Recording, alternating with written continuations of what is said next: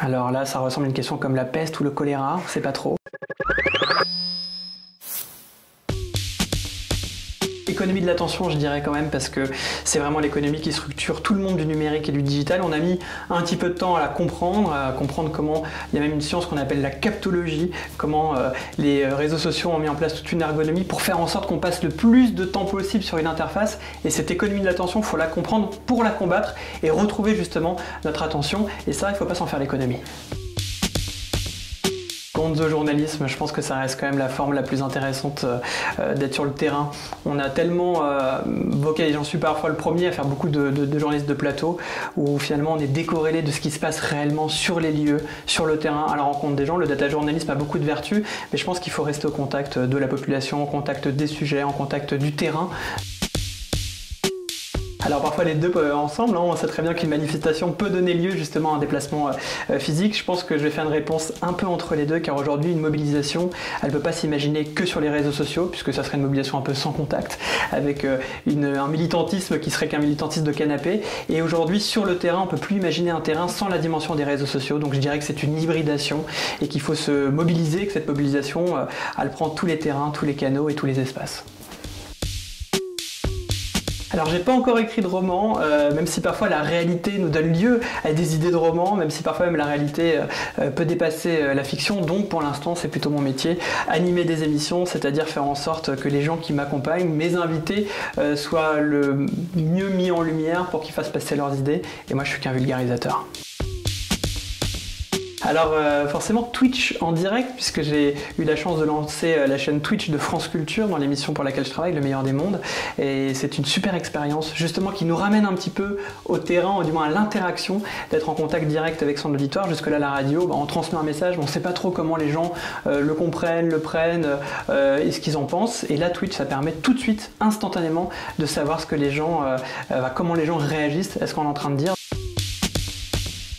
Alors les deux fonctionnent sur une croyance, finalement, la croyance des crypto-monnaies et même la croyance de la monnaie, mais je crois que je vais jouer la carte européenne et la carte de la stabilité aussi, car les crypto-monnaies, non pas que je suis contre ce concept, notamment le concept Bitcoin qui, de manière originelle, a un concept très intéressant porté sur une sorte de décentralisation pour sortir des monopoles des banques et puis permettre à tout à chacun d'avoir peut-être plus de liberté par rapport à la gestion de leur portefeuille, mais on voit que les portées spéculatives des crypto-monnaies sont aujourd'hui trop risqué, trop intense, trop volatile et peut-être parfois même un peu dévoyé par rapport au projet de base.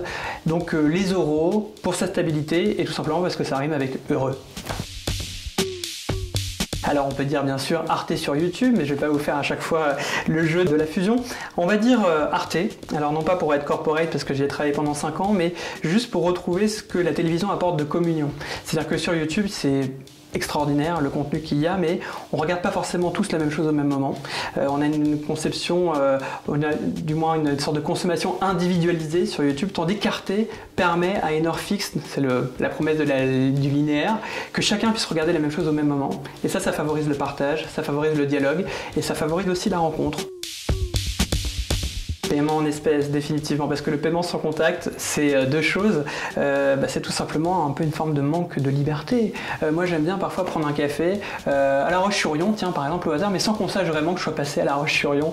Et ce que permet le liquide, ce que permet l'espèce, c'est une forme d'anonymat. Je rentre dans un endroit, je prends un café, j'en sors, personne ne sait que j'étais là, à part la personne qui m'a servi le café et éventuellement les gens au comptoir avec qui j'ai parlé, tandis qu'on sait très bien qu'un paiement sans contact, c'est sans contact, mais avec des traces numériques qu'on laisse à chaque instant.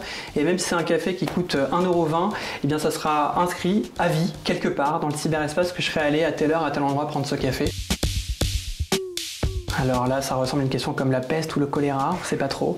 Je vais plutôt opter sur Mark Zuckerberg, que je pense moins dangereux qu'Elon Musk, et on l'a vu d'ailleurs avec le rachat de Twitter, comment il a transformé aussi sur les réseaux sociaux qui avaient déjà des failles, des défaillances, mais qui sont maintenant accrues avec une non-modération, avec sans doute à terme dans les prochaines élections américaines, une instrumentalisation politique qui sera d'autant plus forte, une idéologie libertarienne dans laquelle je ne me retrouve pas, une idéologie transhumaniste dans laquelle je ne me retrouve pas.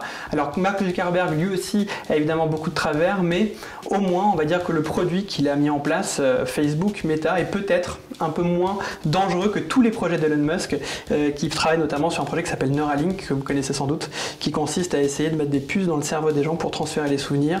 Donc Elon Musk me paraît plus incontrôlable qu'un Mark Zuckerberg.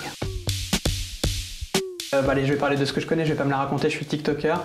Je le suis pas, j'ai un compte TikTok juste pour regarder ce qui se passe sur les réseaux. Je vois la portée addictive de cet algorithme, la dépendance et puis aussi les côtés positifs qu'on peut trouver sur TikTok. Mais je reste quand même beaucoup plus sur Twitter, un peu comme mes confrères journalistes qui nous permettent de bien suivre l'actualité, de pouvoir rebondir sur ce qu'on voit, de pouvoir prendre position quand bien tout ce système n'est pas trop altéré par des algorithmes qui nous échappent. Et pour ça, renvoie à la question précédente. Seul ensemble, c'est effectivement une phrase reprise par Sherry Turkle, une universitaire. Seul ensemble, c'est un peu triste. C'est ce qui fait qu'on est tous les uns à côté des autres, ensemble, mais en fait seul face à un écran, même si c'est un seul ailleurs. Donc tous ensemble, fédérés, communier pas du tout dans le sens religieux, juste dans le sens d'être au même endroit, au même instant. Donc le tous ensemble, fédérateur, je pense qu'il n'y a que tous ensemble qu'on finira par s'en sortir. C'est une question cruelle aussi, tant ces deux dystopies ont marqué et leur temps et surtout annoncé ce qu'on est en train de vivre aujourd'hui. Je dirais, allez, le meilleur des mondes aussi, parce que c'est le titre que j'ai pris pour mon émission sur France Culture, parce que dans le meilleur des mondes, ce que j'aime, c'est cette dualité entre rendre un monde meilleur, qui est la promesse de tous les géants de la Silicon Valley, et ce meilleur des mondes, la vision technocritique qui a été imaginée par Aldous Huxley, une vision critique qu'il faut bien sûr combattre une fois qu'on parvient à l'éclairer. Donc je laisse 1984 en 84. Les deux peuvent se rejoindre parce qu'on commence un peu à revenir à cette idée des bulles de filtre. Pendant longtemps, on a beaucoup, et des chercheurs ont beaucoup pointé, documenté cette idée de caisse de résonance, que les gens parleraient qu'avec des gens qui leur ressemblent, et donc cette idée de biais cognitif. Mais on se rend compte que finalement ces bulles de filtre sont pas finalement si fermées qu'on l'imaginait au départ, et que peut-être que les bulles de filtre vont pouvoir s'évaporer comme une bulle de savon. Donc on va prendre la bulle de savon pour aussi sa légèreté, puis presque sa poésie. Une bulle de savon qui s'envole, on ne sait pas où, on ne sait pas comment, avant d'exploser, qui témoigne aussi du côté éphémère de la vie, éphémère aussi comme une interview qui, j'imagine, va se terminer.